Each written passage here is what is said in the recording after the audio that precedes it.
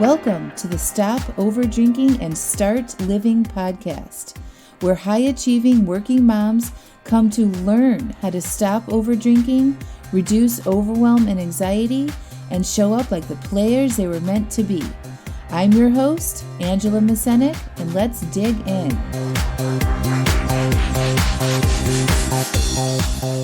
This is episode 3, Seeking Changes.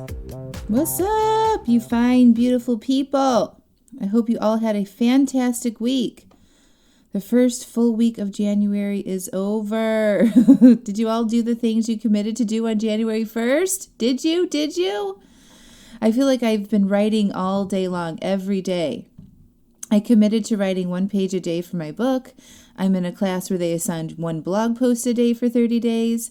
I have my podcast to write for. I also do all of my daily thought downloads, and I'm writing marketing copy for my business. So I write a lot. I've come to really love writing, and never in my wildest dreams did I think I would be doing so much of it. I'm also doing my push-ups. It's going well. So I do a push-up for the number of days we are at in the year. So today is the 17th, and I'll do 17 push-ups. I'm doing traditional full-body push-ups too, so they're not on my knees. I could probably do 3 full-body push-ups at the time at the beginning of the year, and now I'm able to do all of them and then add on 1 each day. But I almost fail at the end of the last push-up that I add every single day. So it's like I'm only capable of doing the amount of push-ups as we are in the day of the year. Does that make sense? So I'm feeling strong, and I'm training for the half marathon in March, so lots of running is going on too. So this week I'm talking about changing. Why do we want to change things in our lives? And when we look or perceive human beings as a species, we sometimes don't understand why we do what we do, right? Human beings can be pretty confusing at times. We're hard to understand. Sometimes we do horrible things. Sometimes we do amazing, mind-blowing things. And we wonder how or why do we do that? So when you made your goals for this year, did you ask yourself why? My whys are, why write a page in my book every day? Because at the end of the year, I'll have a 365-page book and I will feel accomplished. Accomplished is a feeling.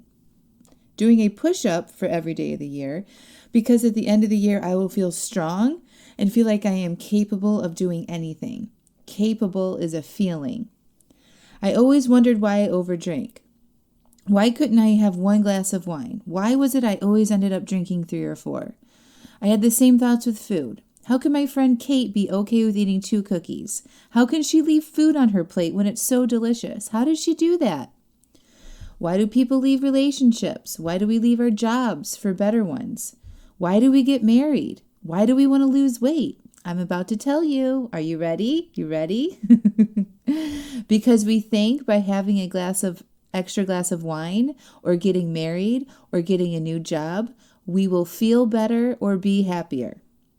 Human beings are motivated to do all the things or to take action based on how they think it will make them feel. It's as simple as that, my friends. Humans take action or inaction based on a feeling they have or a feeling they want to have. Crazy, right?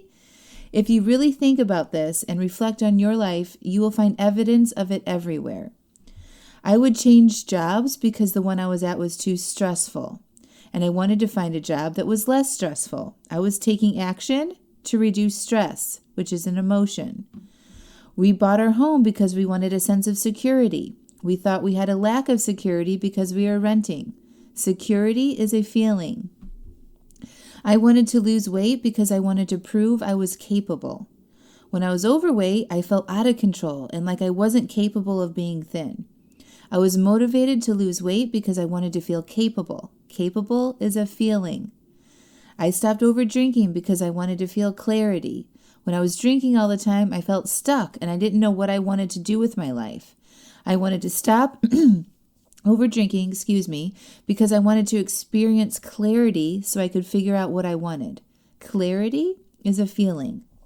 I would eat the extra cookie because I wanted to feel satisfied.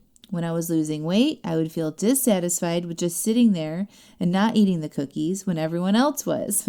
So I would eat the cookie because I wanted to feel satisfied or fulfilled instead of feeling deprivation. Stress, security, capable, clarity, satisfied. These are all emotions or feelings, and we are motivated to change because we either want to feel them or we want to feel something else. So when you made your goals for this year, did you ask yourself why?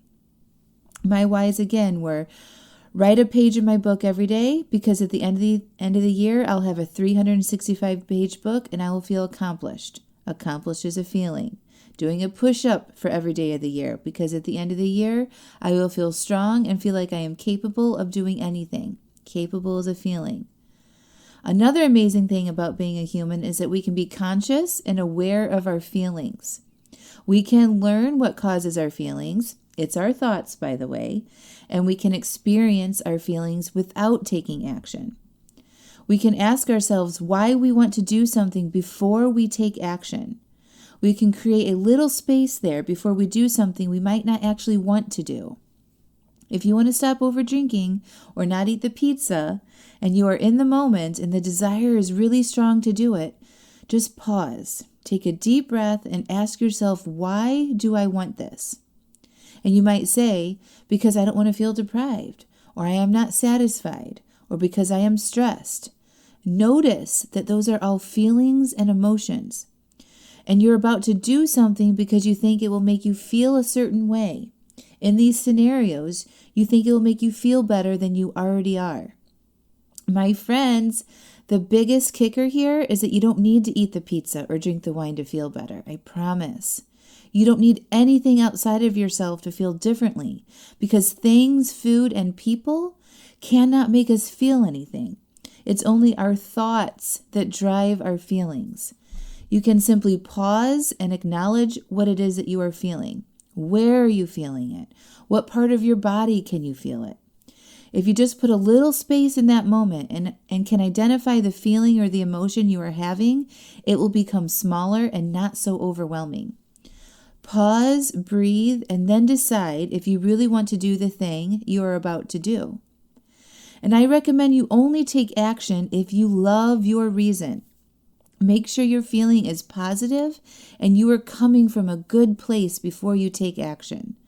I'm going to expand on this for a second because it's really important. When I say make sure you love your reason before you make a decision or take action, do you actually know what I'm talking about? I mean, make sure you aren't taking action because you think by doing so it will provide a different feeling for you. If you think your job is super stressful and you don't have enough time in your day to get everything done, and then you find a new job and think, this job will be less stressful. I don't have to travel as much. The commute isn't as long. I will have people around me who are inspiring and want to work.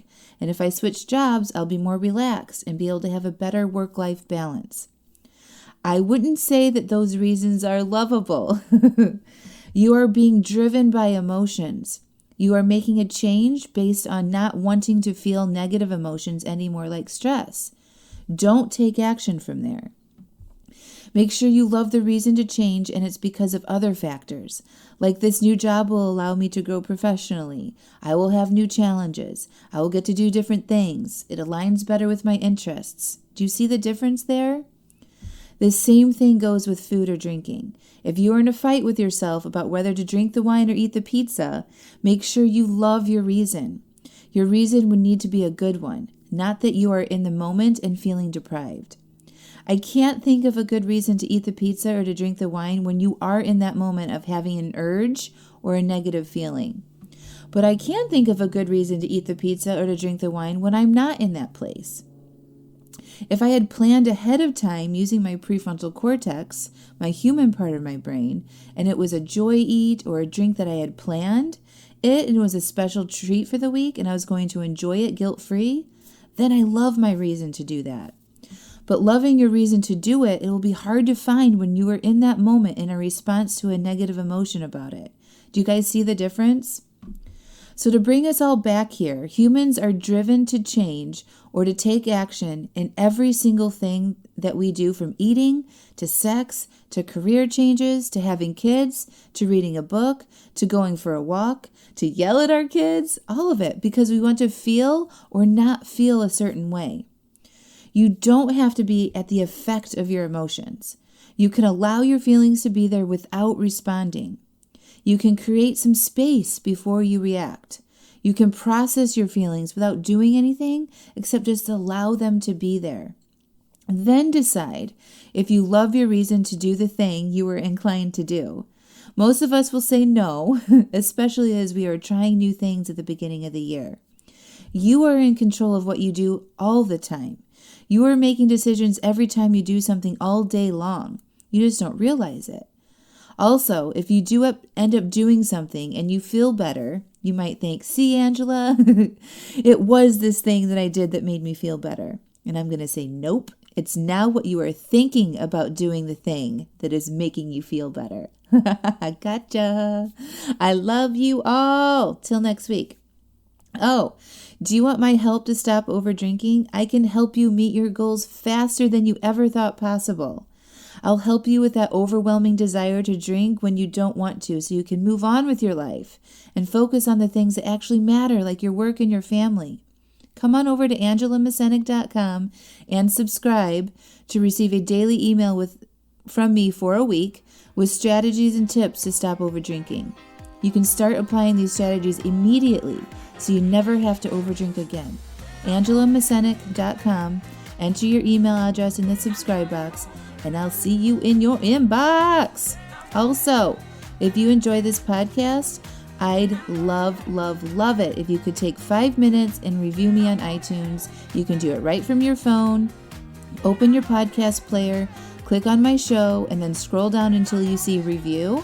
Click on the 5th star, then scroll a little bit more and click on write a review, and then leave a few sentences about how amazing my podcast is.